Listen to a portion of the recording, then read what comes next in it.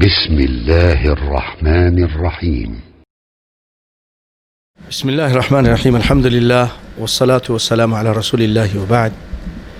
السلام علیکم ورحمۃ اللہ وبرکاتہ۔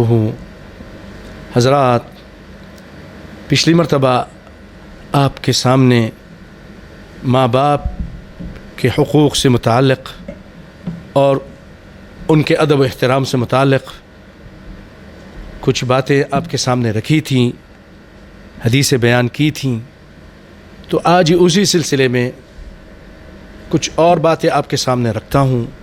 بڑی پیاری روایت ہے، غور سے سنیے، مختصر لیکن بہت جامع اور متفق علیہ روایت ہے، بخاری مسلم کی روایت ہے۔ سیدنا مغیرہ بن شعبہ رضی اللہ تعالیٰ عنہ اس کے راوی ہیں، وہ فرماتے ہیں قال رسول اللہ صلی اللہ علیہ وسلم، کہ آپ صلی اللہ علیہ وسلم نے فرمایا ان اللہ حرم علیکم عقوق الامہات، اللہ تعالیٰ نے تمہارے اوپر ماں باپ کی نافرمانی کو حرام کیا ہے۔ حرام ہے ان کی نافرمانی کرنا، ان کو ایذا دینا، ان کی بات نہ ماننا، ان کو دکھ اور تکلیف دینا۔ علماء کہتے ہیں اگر آپس میں آپ ان کے سامنے لڑتے ہو تو یہ بھی عقوق ہے، یہ بھی نافرمانی ہے، ان کو تکلیف ہوتی ہے۔ ان اللہ حرم، اللہ نے حرام کیا ہے عقوق الامہات، ماں باپ کی، ماں کی نافرمانی سے حرام کیا ہے۔ ووعد البنات، اور بچیوں کو زندہ درگور کرنے سے، یہ بھی حرام کیا ہے۔ ومنع وہات، اور منع کرنے سے اور ہاتھ لاؤ، مطلب یہ ہے بہت سارے لوگوں کی عادت ہوتی ہے کہ اپنے جیب سے ایک پیسہ نہیں خرچ کریں گے، کسی کو دیں گے نہیں، کبھی دعوت نہیں کریں گے، کچھ بھی نہیں کریں گے، لیکن دوسروں کی دعوتیں میں بڑے مزے سے جائیں گے، خوب کھائیں گے، دوسروں کے تحفے لیں گے، لیکن کبھی ان کو تحفہ نہیں دیں گے۔ لائی جاؤ لائی جاؤ، دینے کا نام نہیں لیتے۔ یہ بھی حرام کیا آپ صلی اللہ علیہ وسلم، حرام کیا ہے۔ بعض مولوی بھی اس طرح کرتے ہیں، نبی کائنات کسی کے دعوت کھاتے تھے تو پھر اس کو اس کا بدلہ دیتے تھے، کوئی نہ کوئی تحفہ دیتے تھے۔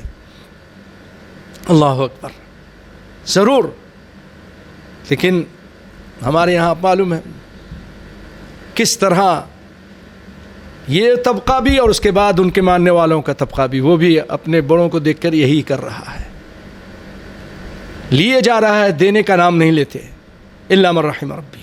یہ بھی حرام ہے۔ تین چیزیں ہو گئیں، حرام کیا ہے ماں باپ، ماں کی نافرمانی خاص یہاں ذکر کیا ہے، وہ کمزور ہوتی ہے، اور بچیوں کو درگور کرنے سے منع وہات۔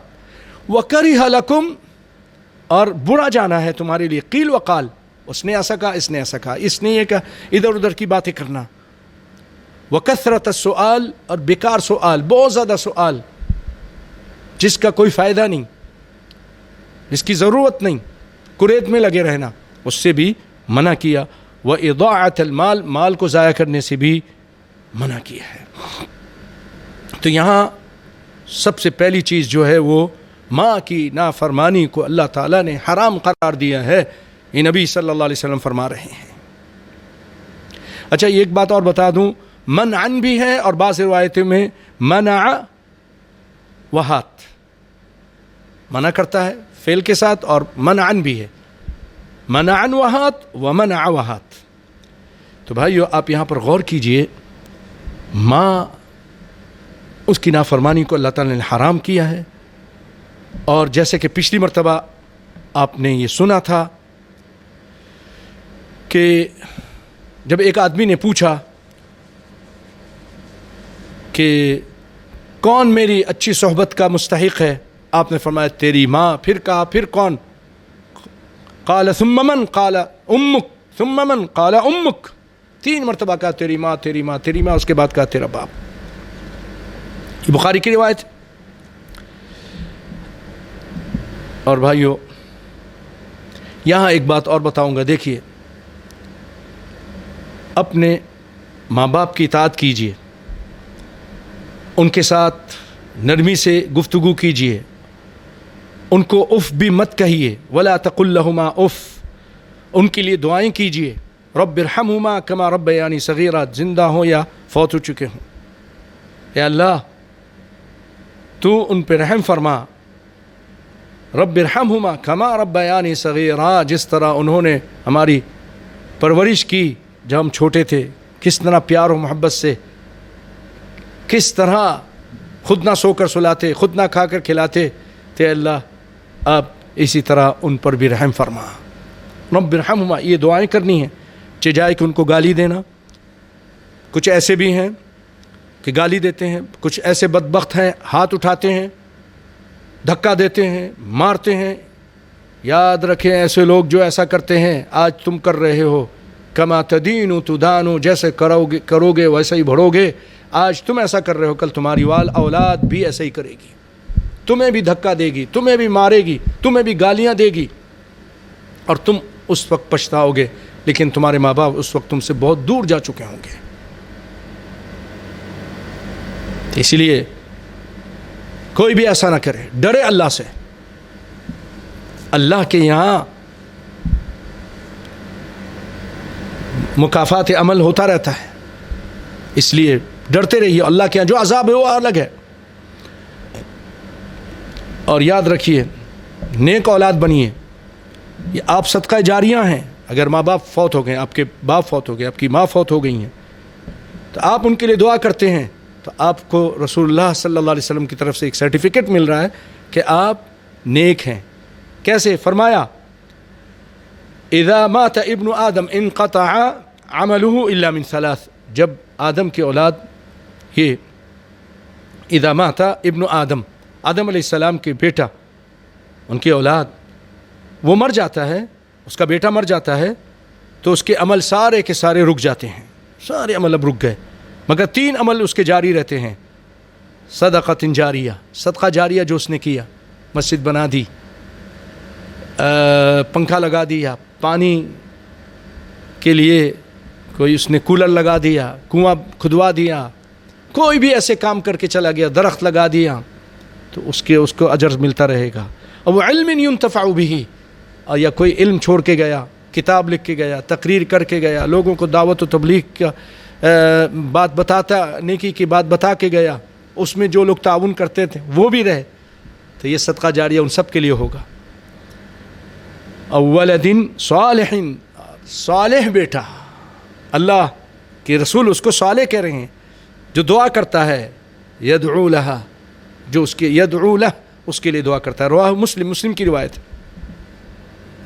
اللہ اکبر. تو بھائیو ایسے بنو اور ماں باپ کے ساتھ احسان کرو. وبالوالدین احسانا, ان کے ساتھ احسان کرو. ایمان سے اعلیٰ درجہ احسان ہے. اچھا, کچھ لوگ ایسے ہوتے ہیں کہ وہ اپنے ماں باپ کو گالی تو نہیں دیتے, لیکن گالی کا سبب بنتے ہیں. پچھلی مرتبہ آپ نے سنا تھا نبی صلی اللہ علیہ وسلم فرمایا, الا انبئکم باکبر الکبائر, کبیرہ گناہوں میں جو کبیرہ گناہ نہ بتاؤں؟ الشرک باللہ, الاشراک باللہ وعقوق الوالدین. کبیرہوں میں کبیرہ گناہ ایک یہ ہے, شرک کرنا, اس کے بعد ماں باپ کی نافرمانی کرنا. آج ایک اس طرح کا ایک اور روایت سنیے.